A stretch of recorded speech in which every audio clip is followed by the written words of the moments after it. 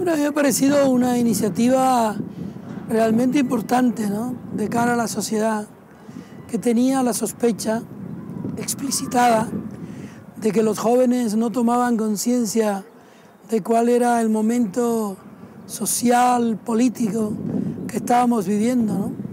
Y ante una inquietud global de la sociedad, no solo española, sino mundial, decidió dar testimonio de que en efecto estaba alerta de lo que estaba ocurriendo. Y yo creo que ha sido y es un ejemplo también para la sociedad de los mayores, de los que por otra parte ya estamos colocados, ¿no? Había en Quito, en Ecuador, un graffiti que decía: cuando teníamos las respuestas, nos cambiaron las preguntas. Yo creo que ese graffiti hubiera cabido en la Puerta del Sol y en otras puertas.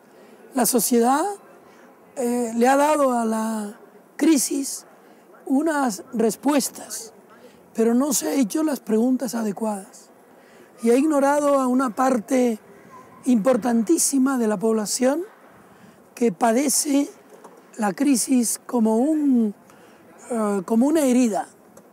Entonces la sociedad se ha preocupado de los bancos, de las cajas de ahorros, de las grandes empresas, de los grandes ERES incentivados, pero no se ha preocupado de un sector de la sociedad que es la que en realidad tiene que empujar el futuro, que son sobre todo los jóvenes, sin desdeñar evidentemente a gente de otras edades que también se ha unido a ese movimiento. Pero yo creo que desde el punto de vista de lo que debe ser el clarín que despierte a una sociedad, el movimiento del 15M es una realidad sociológica que acaso latía en los propios sentimientos de la sociedad universitaria, de la sociedad estudiantil, etc. Así que yo creo que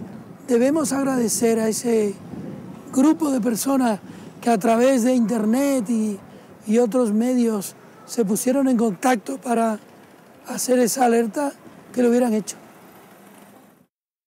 Yo tuve miedo al principio de que pudiera ser manipulado por algún poder, ¿no?, incluido por algunos poderes mediáticos. Y yo creo que los jóvenes que han liderado el movimiento, aunque a ellos no les guste personalizarlo, han sido muy cuidadosos en la verbalización de sus inquietudes. No se han dejado manipular. Y ha habido algunos momentos en que esa manipulación pudo haber sido realizada no solo desde poderes mediáticos, sino desde poderes o políticos, ¿no?, sino de poderes judiciales. Yo escribí en mi blog, muy pronto, enseguida que ocurrió, contra la primera judicialización del movimiento, que escondía la tentativa grosera de enfrentar al movimiento con el poder político que manda en España, para que éste interviniera y se convirtiera la Puerta del Sol en una reyerta, cuyas consecuencias hubieran sido, desde el punto de vista social, impredecibles. A mí eso me pareció, esa actuación judicial, la primera y la segunda, me parecieron actitudes irresponsables, que yo me atrevo a imaginar que obedecían a una malversión de la voluntad de los jóvenes que estaban acampados. Por fortuna, la provocación no fue seguida y hoy puede decirse que los acampados dieron una lección de civismo como pocas veces ha habido en España, ¿no? Y me alegro que no hayan sido manipulados y que la manipulación hubiera caído también en saco roto.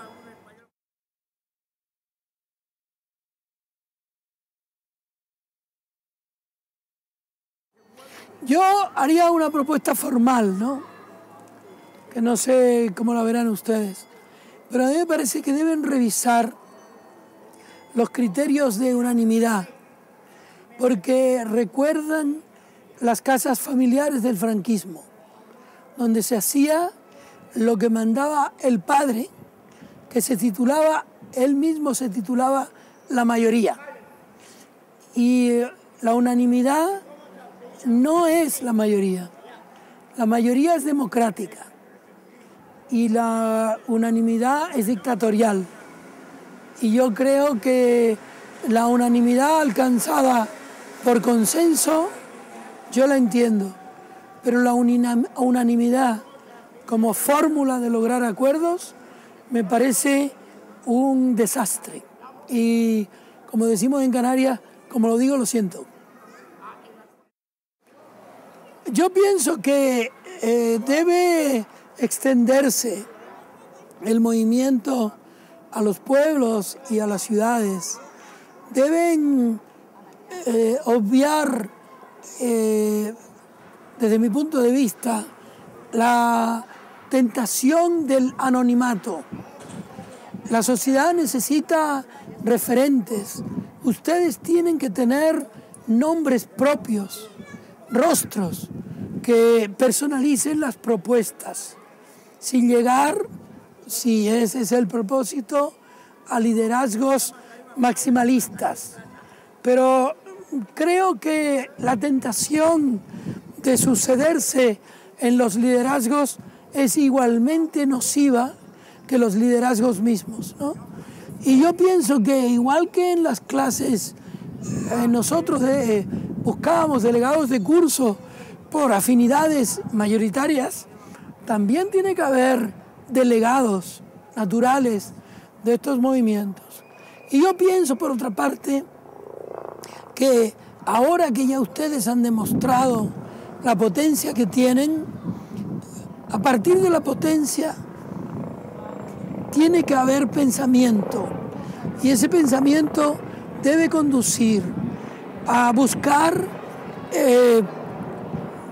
maneras de referirse respetuosamente a la democracia, que en un país que vivió una guerra civil y vivió una dictadura, despreció de la manera más abyecta la democracia como el gobierno de la mayoría y de los consensos y del respeto al otro.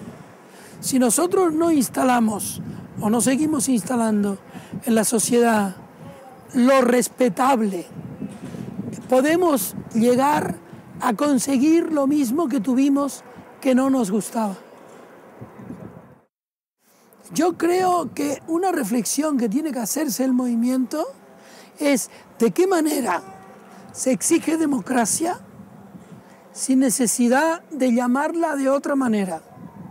Yo pienso, por ejemplo, en mis hermanas, que no tuvieron la misma oportunidad que yo de estudiar y de viajar, y que escucha, seguramente dicho por personas que no están en el espíritu del movimiento del 15 de mayo, asocian la palabra democracia a la mierda. Yo estoy contra eso. Yo creo que la democracia es algo muy serio, que tenemos que construir y reconstruir permanentemente, pero la democracia. Yo reivindico también que el movimiento debe acoger a los pensativos, a los dubitativos, a los expulsados, a los que no creen en el movimiento, a los feos, a los altos, a los bajitos, a los morenos, a los rubios, a los calvos, a las mujeres, a los hombres, a los que no son poderosos, a los que no quieren serlo. Yo pienso que ese movimiento tiene que ser de una enorme nobleza de espíritu. Yo tengo un profesor, un maestro, con el que estudié en la universidad, que decía, se llama Emilio Lledó, y que tiene 83 años, pero es joven como ustedes. Y él me enseñó una cosa, que para mí es un caballo de batalla. Dentro de todo sí, hay un pequeño no. Y dentro de todo no, hay un pequeño sí. Yo creo que esa es el arquitrabe de la tolerancia. Y la tolerancia no es la bobaliconería. La tolerancia es el espíritu intolerante contra los que no quieren la tolerancia.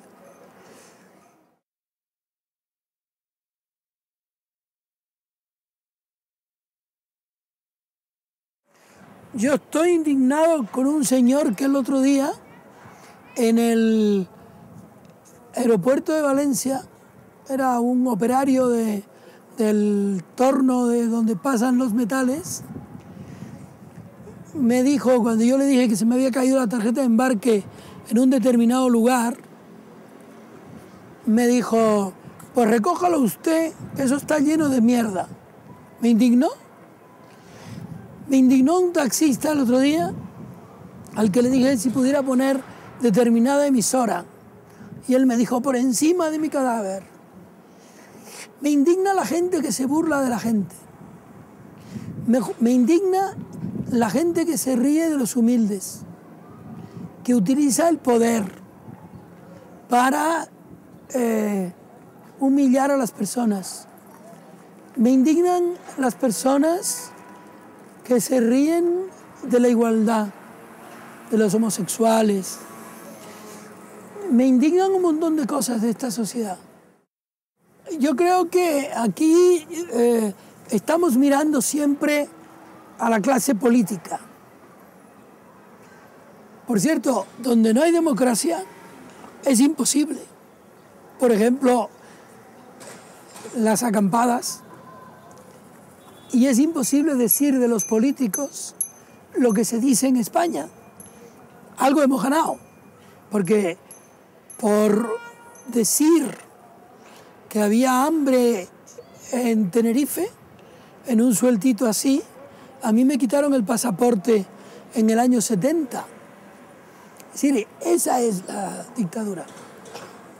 Yo pienso que la clase política es como la clase periodística, o la clase médica, o la clase jurídica, o la clase estudiantil. Hay cosas buenas y cosas malas. Yo he conocido políticos muy abnegados, y los hay. Yo creo que tratar de una manera mayoritaria a la clase política es darle a los que se burlan de la política, que generalmente son de la extrema derecha, un arma extraordinaria. Creo que hay que discriminar y que hay que denunciar. Estos días, una alcaldesa de Alicante ha dicho que ella aceptaba regalos de un constructor porque todo el mundo acepta regalos. Los periodistas, los jueces... Es mentira. Pero esa gente es la que no cree en la política. Y yo creo que la política es un arma, como diría Zelaya, cargada de futuro. Ustedes le han inyectado un futuro a la política, pero no renuncien a la política. Si ustedes renuncian a la política, dejarán la política en manos de la gente que de manera activa se burla de la política para hacer su política, para burlarse de la sociedad, para robar, para herir la sensibilidad del pueblo, para extraer el dinero público que se necesita para hacer hospitales, carreteras, universidades, escuelas, para ayudar a la gente que no tiene a tener al menos la posibilidad de tener felicidad, ¿no? De modo que yo estoy en contra de los que no creen en la política, porque eso es lo que quiere una gran parte de la sociedad que en este país sigue añorando la dictadura. Si ustedes leen las 200 primeras páginas del libro de Paul Preston, El Holocausto Español, verán cómo, de una manera artera, abogados, periodistas, jueces, profesionales, fueron construyendo el odio desde el 30 al 36 entre los españoles para justificar luego un levantamiento militar que estaba como cantado a partir de las invectivas de gente como Gil Robles o José Antonio. Era gente que no creía en la política. Y yo, mientras tenga memoria y pueda leer esos testimonios, defenderé el ejercicio de la política. Así que ustedes hagan política, no dejen que se la hagan a ustedes.